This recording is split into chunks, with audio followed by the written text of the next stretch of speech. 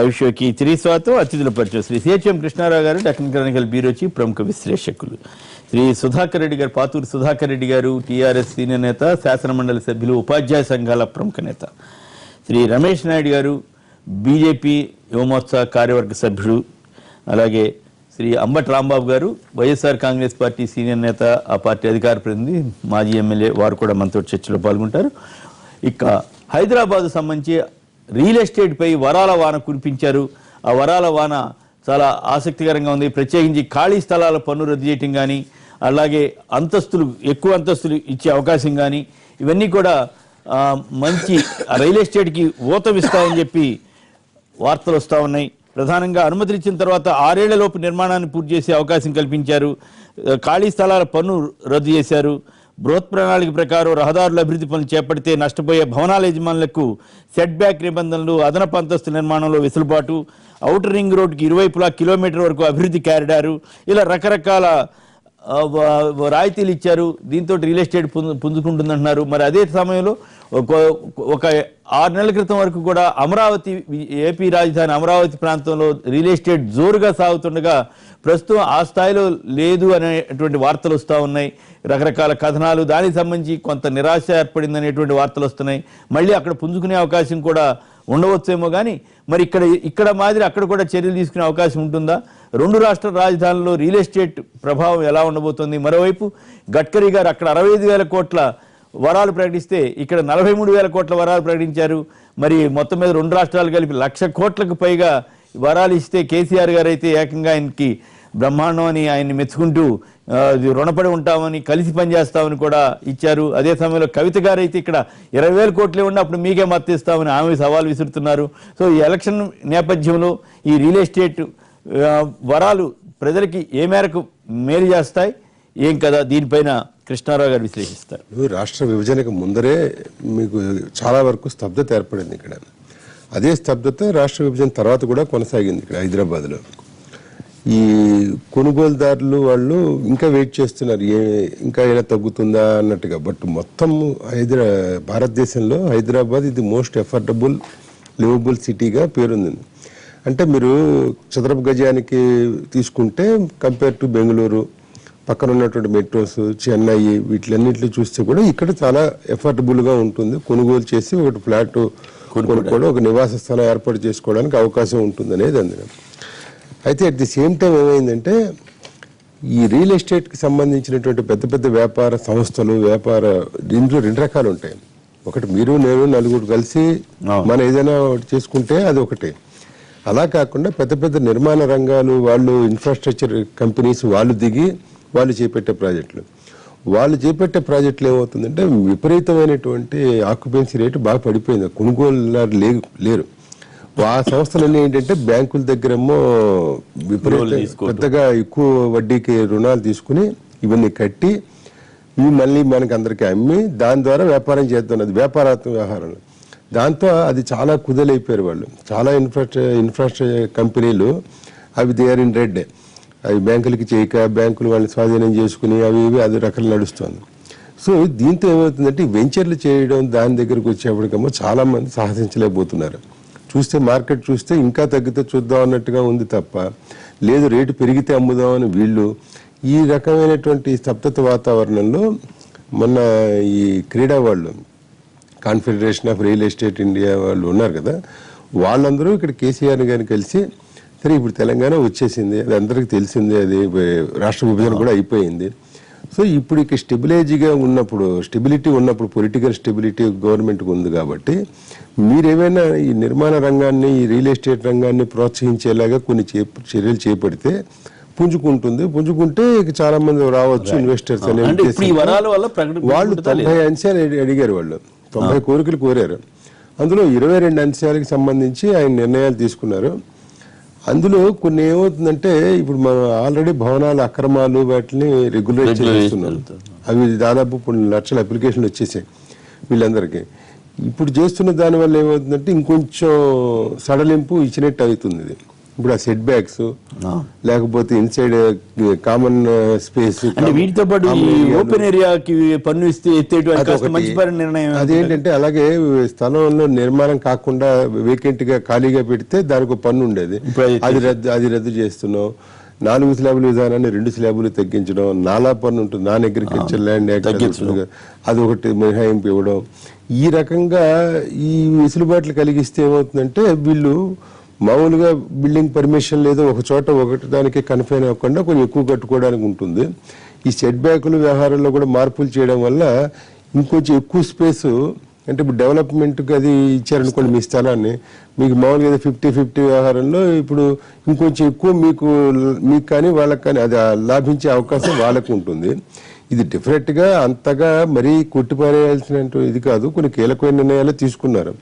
అయితే దీనివల్ల ఏమవుతుందంటే ఈ నిర్మాణ రంగంలో కొంచెం అవకతవకలు, అక్రమాలు అవి కూడా వాటికి కూడా ఇది ఊత ఇస్తుంది. ఇది దాని మీద చర్య తీసుకోకుండా లేకుండా అవకాశం ఉంటుంది. అది మరి మళ్ళీ ఫైర్ సేఫ్టీ ఈ వ్యవహారాల్లో కొంత తేడా వస్తుంది. ఇప్పుడు బహుళ అంతస్తుల భవనాలు అవి కట్టేప్పుడు జాగ్రత్తలు తీసుకుంటేనే అంటే కొన్నిట్ల మినహాయింపులు అవి ఇచ్చేప్పుడు కామన్ స్పేస్ అన్ని తగ్గించడం ద్వారా, అది తగ్గించకూడదు మామూలుగా ఉన్న పద్ధతులు. సో ఏవో చేశారు, దీనివల్ల ఏదైనా కొంత బూస్ట్ వస్తుందా అనేది చూడాలి, వేచి చూడాలి. ఐ థింక్ ఇండస్ట్రీ వాళ్ళు అడిగిన కోరికలే కాబట్టి చాలా వరకు 22 వరకు చేశారు. వాళ్ళు అడిగిన 90 అంటే మొత్తం వాళ్ళు అన్ని చేయమంటారు, అదే చేయడం అని కాదు. అంటే వాళ్ళు ఇంకా ఏంటంటే రిజిస్ట్రేషన్స్ ఆ వాల్యూలో కూడా ఇంకా మినహాయింపులు ఇవ్వండి అని అదని ఇదని అడిగారు. సో అవన్నీ టైం పడుతుంది. బట్ ఇదేంటంటే ఇది కొంచెం ప్రోగ్రెసివ్ గా, అంటే ప్రోగ్రెసివ్ ఇన్ ది సెన్స్ ఆ ప్రోగ్రెస్ అనమాట. అంటే ఈ నిర్మాణ రంగాన్ని ఊతం ఇచ్చేయడానికి మీరు నేను 4-5 ఇండివిజువల్స్ సొసైటీలు వాళ్ళు అయినా కట్టుకోవాలి ఇది అనుకున్నప్పుడు కూడా వాళ్ళకు కూడా కొంత వెసులుబాటు ఉంటుంది. రైట్. రాంబాబు గారు మీరు చెప్పండి, మీరు అమరావతి ప్రాంతానికి సంబంధించిన వారే కాబట్టి ఇక్కడ రియల్ ఎస్టేట్ రంగం ఎలా ఉంది? ఇప్పుడు ఈ తాజాగా ఇచ్చిన రాయితీలతో ఊత వచ్చే అవకాశం ఉంది, నాలా పన్ను తగ్గించడం కానీ, వేకెంట్ ల్యాండ్ ట్యాక్స్ ఎత్తేయడం కానీ, లేదా మరి కొన్ని అంతస్తులకు అవకాశం ఇవ్వడం కానీ, రకరకాల వరాలు ప్రకటించారు. సరే, గ్రేటర్ హైదరాబాద్ ఎలక్షన్ కారణం కావచ్చు, ఏదైనా. మరి అమరావతిలో ఒకప్పుడు ఉన్న జోష్ ఇప్పుడు లేదు అనేటువంటి ఒక అభిప్రాయం కొంత వచ్చింది. మళ్ళీ పుంజుకునే అవకాశం కూడా ఉండొచ్చు, అది వేరే విషయం. కానీ ఎందువల్ల అక్కడికి ఇక్కడికి ఉన్న తేడా ఎట్లా పుంజుకోబోతోంది, లేదా ఎట్లా అక్కడ దెబ్బతిందా? ఏమిటి మీ అభిప్రాయం? హైదరాబాదు రాష్ట్రం విడిపోయిన తర్వాత, లేదా ప్రత్యేక తెలంగాణ ఉద్యమం వచ్చిన తర్వాత ఇక్కడ కొద్దిగా రియల్ భూమి తగ్గింది, కొనుగోళ్లు తగ్గాయి, రేట్లు తగ్గాయి అనేటువంటిది మనం చూస్తూనే ఉన్నాం.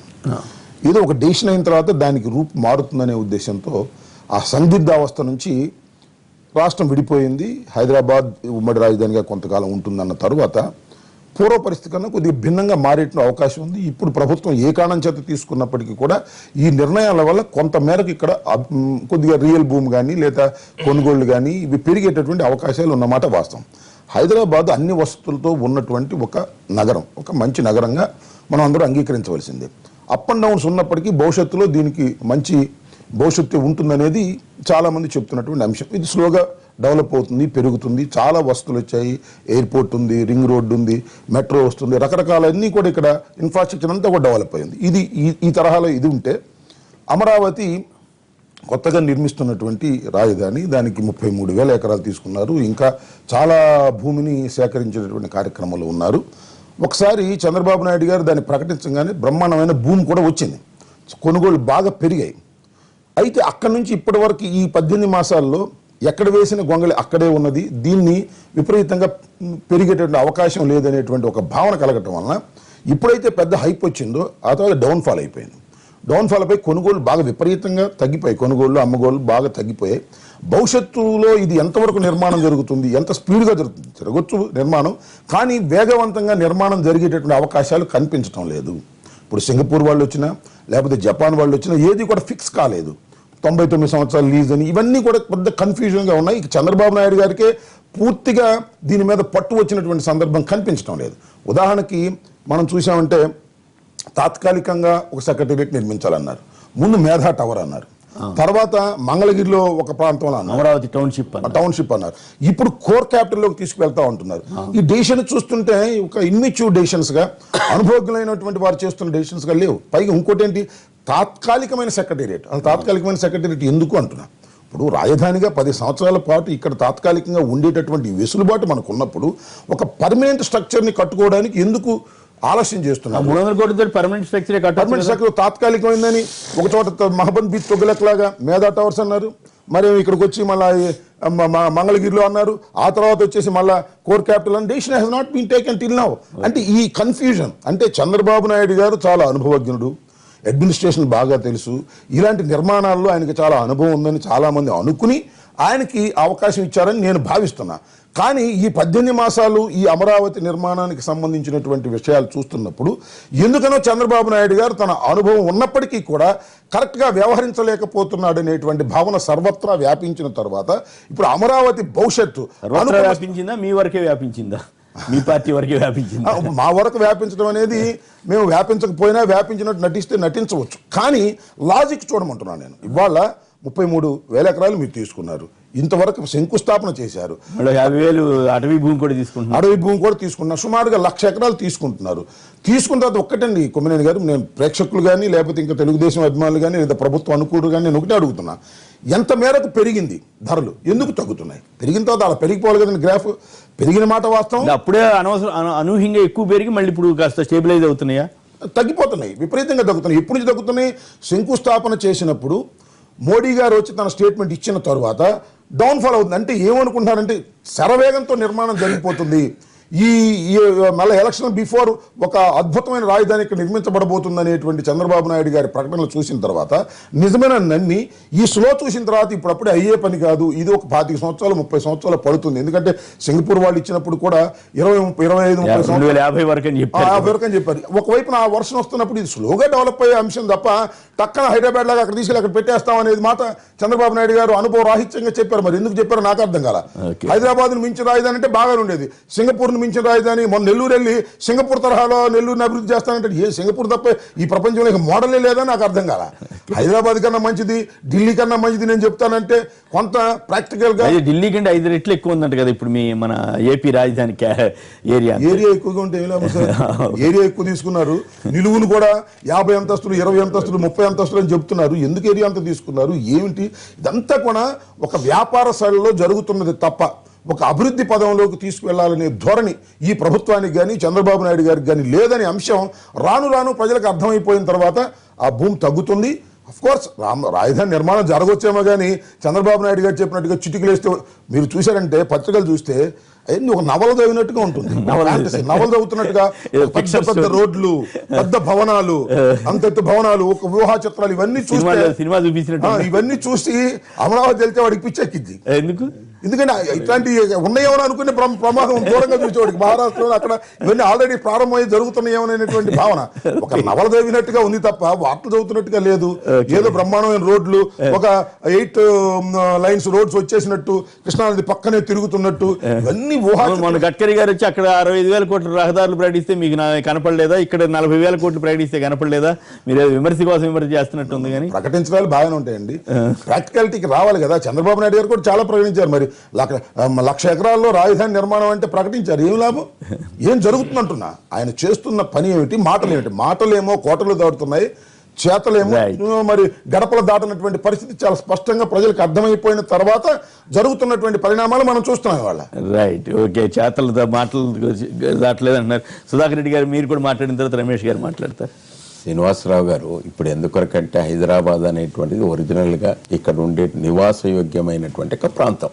ప్రపంచవ్యాప్తంగా ఎక్కడైనా ఉన్నటువంటి వాళ్ళందరూ కూడా ఏది సురక్షితమైనటువంటి ఒక ప్రాంతం, ఏది వాతావరణం అనుకూలించేటువంటి ఒక ప్రాంతం అంటే హైదరాబాద్ అనేటువంటిది ఇవాళ పేరుగాంచినటువంటి ప్రాంతం.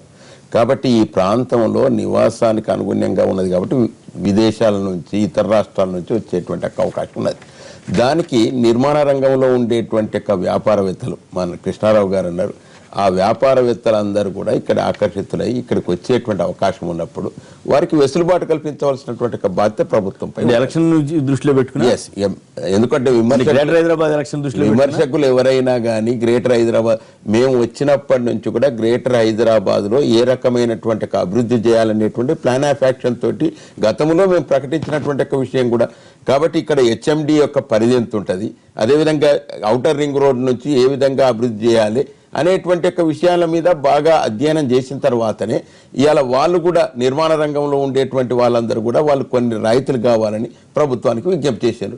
విజ్ఞప్తి చేసిన తర్వాత వాటిలో 22 అంశాలను పరిశీలించి ఇవి ఆమోదయోగ్యంగా ఉన్నాయని మన కేబినెట్లో నిర్ణయించడం జరిగింది. ఆ నిర్ణయించిన దాంట్లో చాలా అంశాలు, ఎందుకంటే మేము ఉద్యోగస్తులం కాబట్టి మా ఉద్యోగస్తులందరూ కూడా ఇట్లా ఈ రకమైనటువంటి రాయితీలు ఇవ్వటం వల్ల మేము కూడా ఒక సొసైటీ ఏర్పడి గేటెడ్ కమిటీ ఏర్పాటు చేసుకొని తద్వారా అందరం కూడా 10-20 మంది కలిసి ఒక ఇల్లు నిర్మాణం చేసుకోవడానికి అవకాశం వస్తుంది. ఇవాళ నిన్న ప్రకటించినట్టుగా ఇవాళ ఆన్లైన్లోనే అనుమతి 15 రోజుల్లో వస్తుందని అంటే మేము ఆ కార్యాలయాల చుట్టూ తిరగకుండా మేము గతంలో కూడా చూసినాం. కేవలం భూమి రెగ్యులరైజ్ చేసుకోవాలంటే ఏళ్ళ తరబడి పెట్టినటువంటి ఒక ఉదంతం ఉన్నది. కాబట్టి ఇటువంటి ఊతం ఇచ్చటం, ఇటువంటి రాయితీలు ఇవ్వటం వల్ల ఎంత ఊతం కలిగేటువంటి అవకాశం ఉన్నది. కాబట్టి పెద్దలు అన్నట్టుగా ఇప్పుడు ఈ ఓపెన్ స్పేస్ ఏదైతున్నదో మనం అన్నది ఏంటంటే స్పెసిఫిక్ ప్లేస్లో ఓపెన్ స్పేస్ ఉండాలనేటువంటిది ఉంటుండే. ఇప్పుడు ఏంటంటే వారికి వెసులుబాటు ఇచ్చినాం, ఎక్కడైనా ఆ స్పేస్ ఉండేటట్టుగా ఉండాలనేటువంటి దాంట్లో ఆ విధమైనటువంటి షరతు ఉండేటువంటి అవకాశం.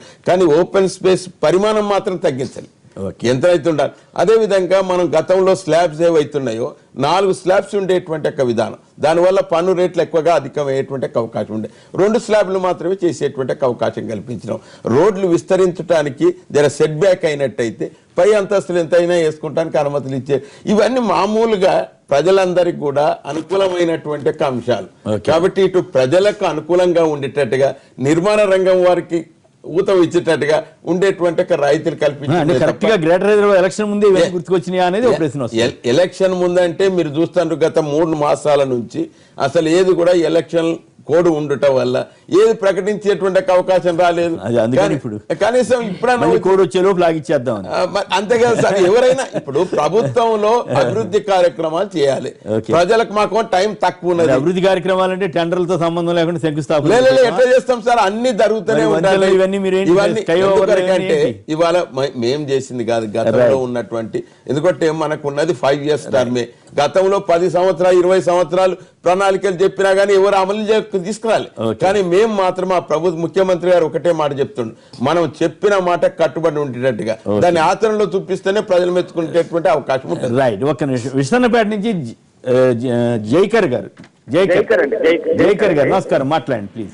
సార్ నమస్తే సార్. కేసర్ గారు నమస్తే అండి. అక్కడ పెద్దలందరికీ నమస్కారం అండి. చెప్పండి సార్. ఇక్కడ ఇందాక రాంబాబు గారు చెప్పిన వ్యాఖ్యల్లో కొన్నిటికి అంగీకరించినా కానీ ఒక్క వ్యాఖ్యకు మాత్రం నేను కాస్త వివేదిస్తున్నాను సార్. ఏంటంటే ఈ రాజధాని ఇదంతా అభూత కల్పన అని తెలిసిన తర్వాత రియల్ ఎస్టేట్ వ్యాపారం తగ్గుద్దన్నారండి. అది ఈ రాజధాని భూమి తగ్గినా గానీ అక్కడ రియల్ ఎస్టేట్ వ్యాపారం యొక్క సరళి మాత్రం తగ్గదండి. ఆ విషయంలో మాత్రం నేను అంగీకరించలేకపోయానండి. ఎందుకంటే నేను ఒక నోట్ రాసుకున్నాను సార్. కాకమ్మ రెక్కలను రాబంధువులకు తొడిగి నడుస్తున్నటువంటి రాజధాని నిర్మాణం అండి. అది ఎక్కడండి? ఇది 2వ అంశం సార్. 2 రాజధానులు కూడా రియల్ రాజధానులు కాస్త రియల్ ఎస్టేట్ రాజధానులుగా మార్చేస్తున్నారండి. అంటే మీరు ఏం చెప్పదలిచారు? అంటే మీరు విమర్శించదలిచారా, ప్రశంసించదలిచారా? అక్కడ రియల్ ఎస్టేట్ కాదు సార్. అక్కడ మీ కవిత్వంలో చాలా తీవ్రమైన అర్థం ఉంది కదా. కాకమ్మ రెక్కలు రాబందుల పరం అంటే రాబందులు మేసేస్తున్నారని చెబుతున్నారా? కాకమ్మ రెక్కలకండి, కాకమ్మ రెక్కలు కులాన్ని కూడా కలిపారా? అన్ని కలిపి కాస్త విమర్శించానండి. దీంట్లో కులాన్ని కూడా కలిపారా? అవును సార్, అవును సార్. బంధువులకు తడిగి మరి మీరు రాంబాబు గారు ఇంకొంచెం తక్కువ ఘాటుగా మాట్లాడారు, మీరు ఇంకా ఎక్కువ ఘాటుగా మాట్లాడారు చివరికి. జైకర్ గారు రైట్. Okay right. రాజగోపాల్ గారు ప్రొద్దుటూరు నుంచి లైన్ లో ఉన్నారు. రాజగోపాల్ గారు నమస్కారం, మాట్లాడండి.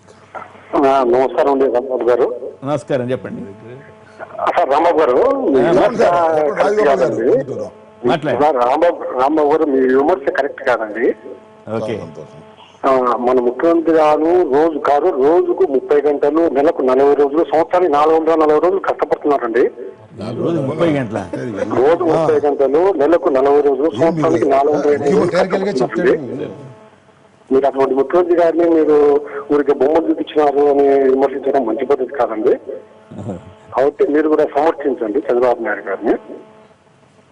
రైతులు కూడా చాలా చాలా ఆనందంగా ఉన్నారు, పండుగ చేసుకుంటున్నారు, రుణమాఫీ అయిపోయిందని. మీ మద్దతుదారుడు అయినా ఊరికే మిమ్మల్ని ఏదో అన్నాడు కానీ మీ మద్దతుదారుడు అయినా కంప్లీట్ చేయండి మిత్రమా. హలో, కంప్లీట్ చేయండి. అలాగే విశాఖపట్నం నుంచి ఒక ఆయన మాట్లాడారు, భోగాపురం ఎయిర్పోర్ట్ కు 5,000 ఎకరాలు ఇచ్చే వద్దంటున్నారు. అక్కడైతే తొమ్మిది దగ్గర 5,000 ఎకరాలు ఇచ్చారు. అది కొండ ఉంది, కొండ భాగం ఉంది, రాళ్ళు, ఇది పచ్చని పైర్లు పొందే భూమి ఇచ్చారండి. Okay right. Okay, real estate మీద కదా మనం మాట్లాడుతుంది, అమరావతి రాజధాని వ్యవహారం మీద. ఏదైనా మీ ఆవేశం అర్థమైంది. ఖమ్మం నుంచి కరుణాకర్ గారు, ఆయన తిట్టదలుచుకున్నాడు, తిట్టాడు కదా, మనం ఏం చేస్తాం. కరుణాకర్ గారు ఖమ్మం నుంచి. హలో నమస్కారం అండి, మాట్లాడండి సార్. గుడ్ మార్నింగ్ సార్, ఇక్కడ ఉన్న వాళ్ళందరికీ. ప్లీజ్ మాట్లాడండి సార్. సుధాకర్ గారితో ఒక మాట మాట్లాడాలి సార్. చెప్పండి సార్ సుధాకర్ గారు సార్, నమస్తే సార్. నమస్తే సార్. సార్, కాంట్రాక్ట్ బేస్ మొన్న అవుట్ సోర్సింగ్ వేతనాలు పెంచుతున్నారు కదా సార్. సార్ అది అంటే వేతనాలు పెంచినా పెంచకపోయినా సార్, మేము ఇప్పుడు మాకు నెల నెల శాలరీ రావట్లేదు సార్. దానివల్ల మేము ఇబ్బంది పడుతున్నాం బాగా. ఓకే, మేము కాంట్రాక్ట్ వాళ్ళకి రెగ్యులర్ వాళ్ళకి కొంచెం ప్రాబ్లమ్స్ ఉండి మాకు ఈ విధంగా చేయడం వల్ల మాకు బాగా ఇబ్బంది అవుతుంది సార్. అది మమ్మల్ని దృష్టిలో పెంచుకొని మన రాష్ట్రం వచ్చింది కాబట్టి మాకు నెల నెల వచ్చేటట్టు చూడండి సార్. మీరన్నా కొద్దిసారి మీ సమస్యని ఆయన దృష్టి తీసుకెళ్లారు, మంచి పని చేశారు. అది వారి బాధ్యతగా కాస్త కాంట్రాక్ట్ లెక్చరర్స్ 15,000 మంది ఎవరైతే టీచర్స్ ఉద్యోగులు ఉన్నారో వారందరినీ కూడా త్వరలోనే వారిని రెగ్యులరైజ్ చేసేటువంటి అవకాశం ఉంటుంది. అవుట్ సోర్సెస్ ద్వారా నియామకమైనటువంటి వాళ్ళది ముందు వాళ్ళకి జీతాలు రావట్లేదు. జీతాలు ఎందుకొరకంటే ఇది ప్లాన్ బడ్జెట్, ప్లాన్ కేంద్రం ప్లాన్ కేంద్రంలో వచ్చేటువంటి యొక్క నిధుల ప్రాతిపదిక మీద ఇచ్చడానికి అవకాశం ఉంటుంది. మొన్ననే ముఖ్యమంత్రి గారు కేంద్ర ప్రభుత్వానికి లేఖ రాసిండు. కాబట్టి త్వరలోనే ఆ నిధులు విడుదల కాగానే వారికి సక్రమంగా మేము కూడా మీ తరఫునే మాట్లాడినాం ప్రభుత్వానికి. ఎందుకంటే మీరు ఎప్పుడన్నా నిధులు తెచ్చుకోండి, ఇక్కడ మాత్రం నెల నెల జీతాలు ఇచ్చేటువంటి, ఎందుకంటే సుమారు 50 సంవత్సరాల నుంచి ఈ ప్రాతిపదిక మీద 3 మాసాలకు ఒకసారి రిలీజ్ చేసేది వస్తూ ఉంటది. కాబట్టి క్వార్టర్లీ, హాఫ్ ఇయర్లీ రిలీజ్ చేసేది విధానం ఏదైతున్నదో దానివల్ల ఉద్యోగస్తులందరూ ఇబ్బంది పడుతుండ్రు. కాదు, ఆ విధంగా కాకుండా నెల నెలనే ఆ ఇచ్చేది ఏదైతే ఉంటుందో అది ఇచ్చేటట్టుగా ఏర్పాటు చేయమని. రమేష్ గారు చెప్పండి, రియల్ ఎస్టేట్ ఇక్కడ అక్కడ గత సంవత్సరాల క్రితం పరిశీలిస్తే రియల్ ఎస్టేట్కి సంబంధించి ప్రపంచం అంతా రియల్ ఎస్టేట్ జరిగిందండి, ప్రాంతాలకు అతీతంగా జరిగింది. ఇంకొక సమయంలో కూడా రియల్ ఎస్టేట్ బాగా జరుగుతుంది. పరిశ్రమలు కొత్తగా వచ్చినటువంటి ఇన్స్టిట్యూషన్స్ వస్తున్నటువంటి సమయము, మౌలిక సదుపాయాలు పెద్ద ఎత్తున ప్రభుత్వం హామీ ఇచ్చినటువంటి సమయంలో మాత్రమే రియల్ ఎస్టేట్ వేగంగా పుంజుకుంటూ ఉంటుంది.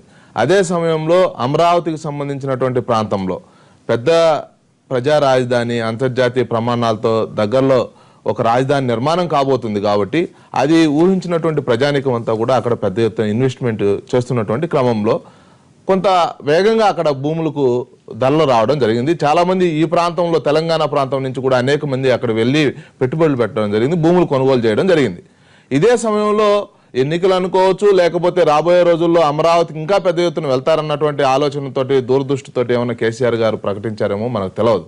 ఒకటి మాత్రం వాస్తవం ఏంటంటే, ఆ ప్రాంతంలో ఇప్పుడు ఉన్నటువంటి జనరేషన్కి సంబంధించినటువంటి వ్యక్తులు ఎవరైతే ఉన్నారో వాళ్ళు హైదరాబాద్ నగరంలో ఒక సెంటర్ పాయింట్లో ఇల్లు నిర్మించుకోవాలంటే అది సాధ్యమయ్యేటువంటి పరిస్థితి లేదు.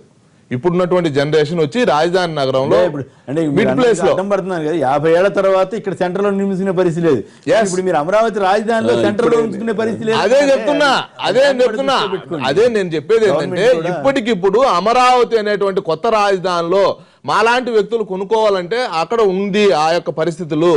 అది ఇప్పుడు రేటు ఒకప్పటికి ఉన్న దానికన్నా కూడా ఎక్కువగా పెరిగినప్పటికి కూడా అది మళ్ళా పడిపోలేదా, స్థిరీకరణగా ఉంది, స్థిరంగా ఉన్నటువంటి క్రమంలో రేపు కొత్తగా గన ఇంకా నిర్మాణాలు ప్రారంభమైతే మాలాంటి వ్యక్తులందరూ కూడా అక్కడ అవసరమైనటువంటి మేరకు కొనేటువంటి పరిస్థితులు చాలా వరకు ఉన్నాయి. ఇది సానుకూలమైనటువంటి అంశం అంటున్నా నేను. ఎట్లా మళ్ళీ కొనే పరిస్థితి ఇంకా పెరిగేటువంటి టైంలో నేనేమంటున్నా, ధరల స్థిరీకరణలో ఉండడం అనేది సామాన్యులు, మధ్యతరగతి వ్యక్తులు రాజధానిలో భూమి కొనాలనుకుంటే అవకాశాలు ఉన్నాయి. అది మంచి వాతావరణం అంటున్నా. వేగవంతంగా ఒకేసారి ఎవరెస్ట్ శిఖరం అంత ఎత్తు ఎక్కితే దానివల్ల ఉపయోగం ఏంటంటే ఆత్మహత్యలు కూడా జరుగుతాయి. దాని మీద కూడా మళ్ళీ చర్చ పెట్టాల్సినటువంటి అదే నేను చెప్తున్నా. ఇప్పుడు ఇంకొక విషయం ఏంటంటే, భూములు ఎక్కువ శాతం సేకరించారు అని చెప్తున్నారు. ఒకప్పుడు బ్రిటిష్ వాళ్ళు రోడ్లు రవాణా వ్యవస్థ కోసం వాళ్ళు సేకరించినటువంటి భూమి ఇప్పటికి కూడా చాలా వరకు కబ్జా అయినప్పటికీ కూడా ప్రజా రవాణాకు గ్రామాల్లో ఉపయోగపడుతుంది, మౌలిక సదుపాయాలకు ఉపయోగపడుతున్నటువంటి పరిస్థితులు మనం గమనిస్తున్నాం. దూరదృష్టి జైకరన్ ఆయన ఎవరో కులాన్ని బట్టి బంధువులను బట్టి ఏదో చాలా కామెంట్ వ్యంగ్య కామెంట్ చేశారు, దాని మీద రెస్పాండ్ దానికి వెళ్లాల్సినటువంటి పరిస్థితి అయితే నాకు లేదు. మిడిమిడి జ్ఞానంతో లేదంటే ఒక రకమైనటువంటి వాళ్ళకున్నటువంటి పరిమితికి లోబడి మాట్లాడని నేను భావిస్తున్నా. దానికోసం మనం మాట్లాడాల్సిన పరిస్థితి ఉంటే కూడా లేకుండా ప్రభుత్వాలు చూడాల్సినటువంటి అవసరం ఉంది. తప్పనిసరిగా రాజధాని నిర్మాణం అనేది దూరదృష్టితో ఉండాలి, 200 సంవత్సరాల దృష్టిలో పెట్టుకుని. అందువల్లే మొన్న వర్షాలు వస్తే మద్రాసు నగరంలో జరిగినటువంటి దాష్టికం మనకు తెలుసు, ప్రజలు ఏ విధంగా అనారోగ్యం పాలయ్యారో తెలుసు, అభద్రతకు లోనయ్యారో తెలుసు. రేపు హైదరాబాద్ నగరంలో కూడా భవిష్యత్తులో నేను కేసీఆర్ గారికి, సుధాకరన్ గారికి ఒకటే విజ్ఞప్తి చేస్తున్నా. ఇక్కడ ఉన్నటువంటి ప్రజలకు రాబోయేటువంటి మద్రాసు లాంటి సంఘటన విపత్కర పరిస్థితులు వస్తే ఎదుర్కోవడానికి మంచి అండర్ డ్రైనేజ్ సిస్టాన్ని డెవలప్ చేయండి, మౌలిక సదుపాయాలు డెవలప్ చేయండి, అన్యాక్రాంతమైనటువంటి తొలగించండి. అంతేగాని ఏపీలో 900 ఒక 20 కిలోమీటర్ల రోడ్డుకి 900 కోట్లు ఖర్చు పెడతారండి. అంటే కిలోమీటర్కి 50 కోట్లు అంటే మరి చాలా. మెట్రో రైలు తీసుకున్నారనుకోండి, మెట్రో రైలు మామూలు గడ్కరీ గారు చెప్పిన స్టాండర్డ్ రేట్ ఏంటంటే 10 కోట్లు, కానీ 20 కోట్ల ఎక్స్ప్రెస్ హైవేకి కృష్ణ భారతి నుంచి 20 కిలోమీటర్లకి 900 కోట్లు అంటే ఆ రకంగా రాజధాని ఎప్పుడు నిర్మాణం కావాలి? గుజరాత్ ఢిల్లీ నుంచి ఇక్కడ అహ్మదాబాద్ కు సంబంధించినటువంటి రైలు ఏదైతే రైలు ఓన్లీ ఎక్స్ప్రెస్ హైవే నేను చెప్పేది రోడ్డు వేయడానికి 50 కోట్లు ఖర్చు 900 కోట్లు అంచనా వేసినట్లుగా మొన్న ఏ స్థాయి ప్రమాణాలతో వేయాలనుకుంటున్నారు, వేసినప్పటికీ కూడా వెంటనే డబ్బులు ఇవ్వరు కదా. దానికంటూ కొన్ని మెజర్మెంట్స్ ఎవాల్యుయేషన్స్ ఉంటాయి, అంచనానే 900 కోట్లు ఉంటే పెరుగుతుంది. అదే కేజ్రీవాల్ ప్రభుత్వాలు అయితే కేజ్రీవాల్ ప్రభుత్వాన్ని మెచ్చుకోవాలి. 300 కోట్ల ప్రాజెక్ట్ ని 179 కోట్లకు పూర్తి చేసి ఇదిగో చూడండి అని చెప్పి. అది ఎన్ని లైన్ల దయచేసి మీరు గమనించాలి. అది ఎన్ని లైన్ల రోడ్డు, ఎన్ని లైన్ల రోడ్డు అనేది, అక్కడ ఉన్నటువంటి భూములు సేకరణ కోసం ఎంత ఖర్చు అవుతుంది, ఇలాంటి అన్ని విషయాలు ఉంటాయి. కానీ ఏ ప్రమాణాలతో వేస్తున్నారో ఇవన్నీ సంబంధించినటువంటి విషయాల్లో ఎక్కడ లోపాయకారిగా జరిగినా కూడా ఈ చైతన్యవంతమైన సమాజం ఊరికే ఉండదండి, మీడియా కూడా ఊరికే ఉండదు కదా. కాబట్టి వాళ్ళు అన్ని జాగ్రత్తలు తీసుకుంటారు అనేటువంటి నా అభిప్రాయం. చంద్రబాబు గారు వాళ్ళు ఎవరో రాశారు. ఒక విషయం ఇక్కడ రమేష్ గారు ఒక మాట ఏమన్నారంటే భూములు ధరలు పెరిగాయి, స్థిరీకరణగా ఉన్నాయి అనేటువంటి మాట మాట్లాడారు. బట్ ప్రాక్టికల్ గా అలా లేదనేది నాకున్న సమాచారం. ఎందుకంటే ఇప్పుడు ఈ అమ్మటాలు కొనడాలు ఎక్కడ జరుగుతున్నాయి, రాజధానిలో ఎక్కడ జరగట్లా, ఎవరు జరుగుతున్నాయి?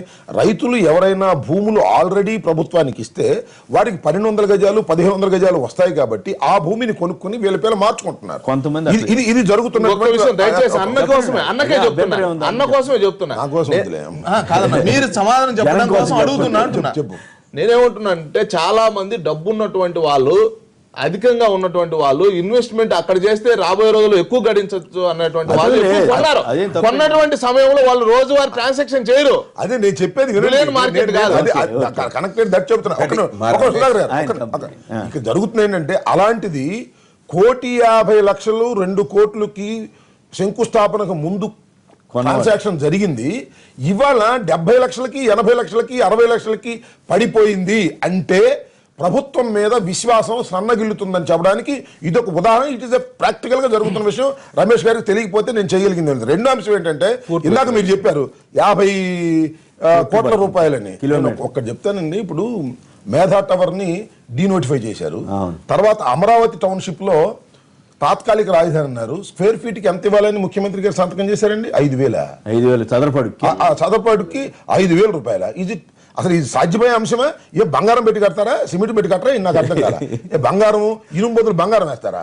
స్క్వేర్ ఫీట్ కి 5,000 రూపాయలు నువ్వు ఇవ్వడానికి నిర్ణయించుకుని నువ్వు సంతకం పెట్టావంటే ఇక్కడ చిత్రమైన విషయం ఏంటంటే కొమ్మినేని గారు లేదు కదా, లేదు సార్. పైగా స్థలం మందండి, స్థలం మనది, స్థలం మంది.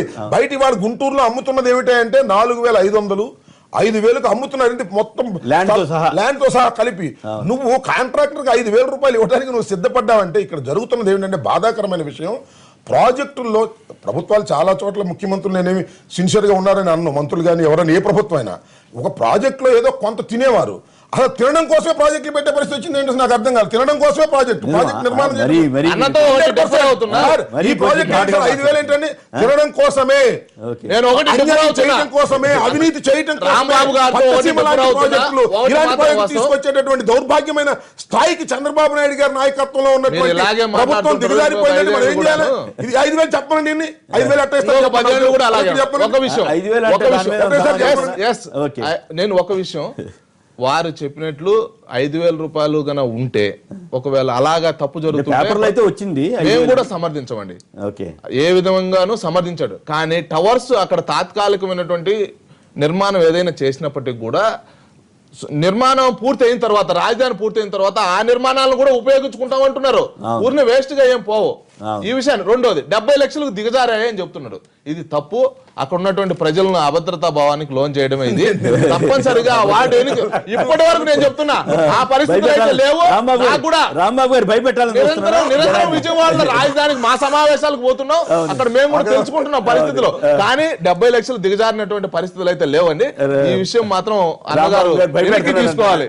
రమేష్ గారు ఎందుకంటే కేసీఆర్ గారు దీన్ని అన్ని విధాల అభివృద్ధి పరచాలి, డ్రైనేజ్ సిస్టమ్ బాగా చేయాలని మొన్ననే మీరు ఏమని చెప్తూ వచ్చారు, మేము అన్ని రంగాలలో అభివృద్ధి పరిచయం హైదరాబాద్ నగరం మొత్తం రాజ్భవన్ కి ఎదురుగా ముఖాల్లో చిన్న వాన పడుతున్న ముఖాలు అంతే, డ్రైనేజ్ సిస్టమ్ లేకున్నాగానే మీరు ఈ విధంగా కొనసాగిస్తూ వచ్చారు.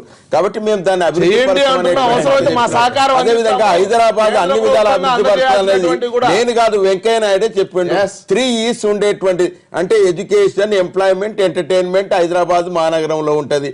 కాబట్టి అంతేకాకుండా గడ్కరీ గారు నిన్న ప్రకటించినట్టుగా ఇక్కడ నుంచి హైదరాబాద్ నుంచి అమరావతికి ఎక్స్ప్రెస్ హైవే వేస్తానన్నాడు. ఇక అమరావతిలో పోయి ఎట్లా అభివృద్ధి అవుతుందండి, వాళ్ళు ఎట్లా రియల్ ఎస్టేట్ వాళ్ళకు ఉపయోగపడుతుంది. అందుకొరకు అందరు కూడా హైదరాబాద్ లోనే రియల్ ఎస్టేట్ వ్యాపార రంగం బాగా అభివృద్ధి దశలోకి వస్తుంది. ఇక్కడ నుంచి అమరావతి